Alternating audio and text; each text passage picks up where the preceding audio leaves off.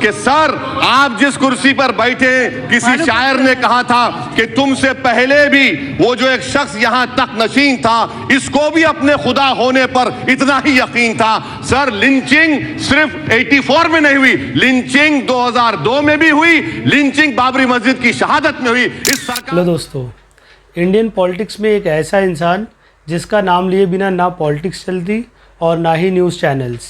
असदुद्दीन ओवैसी एक ऐसे एमपी हैं जो अकेले ही अपोजिशन बने हुए हैं। वो पार्लियामेंट में सरकार के पॉलिसीज़ के ख़िलाफ़ सवाल पूछते हैं और दूसरे एमपीज़ को प्रेरित करते हैं कॉन्स्टिट्यूशन समझने और पढ़ने की।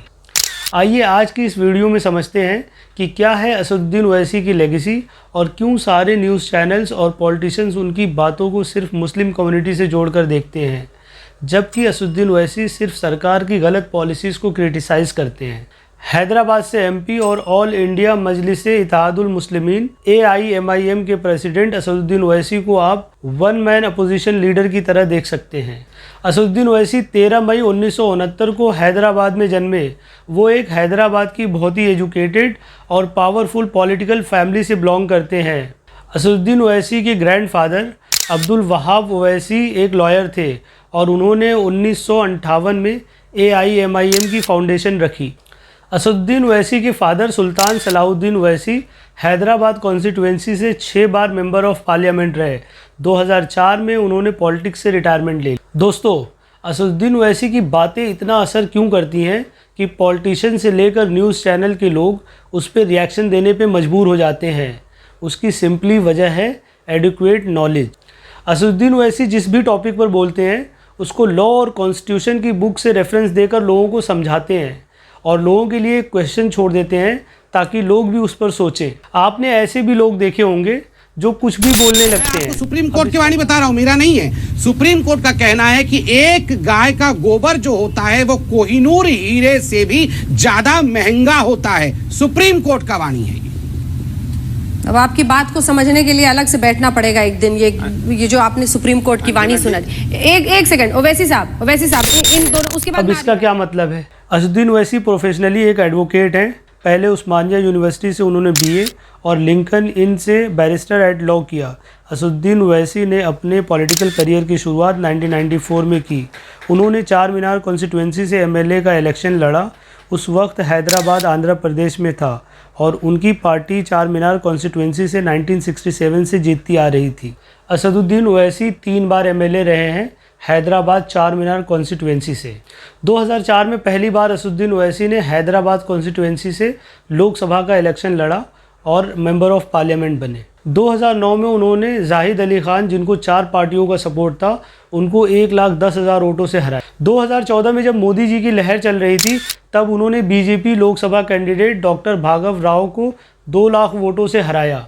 और जब 2019 में दोबारा मोदी जी की लहर चल रही थी तब भी उन्होंने BJP Lok Sabha candidate doctor Bhargavnath Rao को 2,80,000 वोटों से हराया। 2019 में असदुद्दीन ओवैसी हैदराबाद कॉन्स्टिट्यूएंसी से चौथी बार MP चुने गए। इंडिया को न्यूक्लियर पावर बनाने में असदुद्दीन ओवैसी ने अपना सपोर्ट दिया और इंडिया को न्यूक्लियर पावर मिला। 2008 में डॉक्टर मनमोहन सिंह की UPA गवर्नमेंट ने इंडो-US न्यूक्लियर डील साइन की। UPA के सपोर्टर्स का ये मानना था कि इस डील से इंडिया US का प्यादा बन जाएगा और इंडिया की भी हालत वही होगी US के सामने जो पाकिस्तान की है। UP के CM मुलायम सिंह यादव ने कहा कि इंडियन मुस्लिम्स नहीं चाहते कि इंडिया जो है वो न्यूक्लियर पावर बने, लेकिन असदुद्दीन ओवैसी ने कहा कि मुलायम सिंह यादव इसको कम्युनल एंगल देना चाहते हैं और असदुद्दीन ओवैसी ने अपना सपोर्ट UPA सरकार को दिया न्यूक्लियर पावर डील में। इंडियन मुस्लिम और दलित असदुद्दीन ओवैसी को एक होप की तरह देखते हैं। चाहे टीवी हो या पार्लियामेंट, हर जगह उनकी बातों में एक लॉजिक होता है और वो कॉन्स्टिट्यूशन के सेक्शन, आर्टिकल्स और सुप्रीम कोर्ट के पुराने जजमेंट्स का रेफरेंस देकर ही सवाल पूछते हैं। 15 सेशन ऑफ इंडियन पार्लियामेंट में असदुद्दीन ओवैसी ने 1080 सवाल पूछे, जो कि एक पार्लियामेंटेरियन के पूछे जाने वाले अब तक के सबसे ज़्यादा सवाल हैं, जिसके लिए असदुद्दीन ओवैसी को 2014 में संसद रत्न अवार्ड और 2013 में जेम ऑफ पार्लियामेंटेरियन अवार्ड मिला। वो अपनी पार्टी AIMIM को एक रीजनल पार्टी से नेशनल पार्टी बनाने के लिए UP, बिहार और महाराष्ट्र में एक्सपेंड कर रहे हैं। करंटली AIMIM के पास 2 लोकसभा सीट्स, 10 MLAs और 2 MLCs हैं।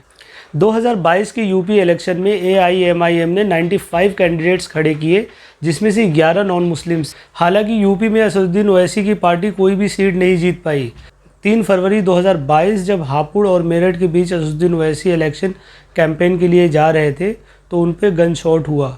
गोली उनकी गाड़ी के निचले हिस्से पे लगी, जिसमें वो बाल बाल बच गए। असदुद्दीन ओवैसी मुस्लिम और दलित के लिए हमेशा से आवाज़ उठाते आए हैं, चाहे वो ट्रिपल तलाक का मसला हो या फिर कश्मीर का मसला हो या फिर CA NRC का मसला हो या आजकल जैसे मदरसों को तोड़ने और उनको सर्वे करवाने की बात चल रही है। Asaduddin Owaisi Deccan college of engineering and technology और Owaisi hospital and research centre के चेयरमैन भी हैं, जिसमें हर कम्युनिटी के बच्चे एक साथ पढ़ते हैं। अब आखिरी में कुछ ऐसे क्लिप जिसको आप देख के खुद समझ सकते हैं।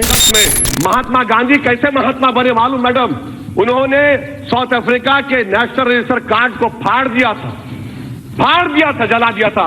इसीलिए जब महात्मा ने फाड़ा, मैं इस बिल को फाड़ता हूं। ये हिंदुस्तान को तोड़ने की कोशिश कर रहा है। मेरे ख्याल से सारे MPs को असदुद्दीन ओवैसी की तरह होमवर्क करके पार्लियामेंट जाना चाहिए और पार्लियामेंट में ऐसे सवाल पूछना चाहिए जो देश के हक में हो, ना कि जो RSS के हक में हो। आज के लिए बस इतना ही, मिलते हैं अगले वीडियो में।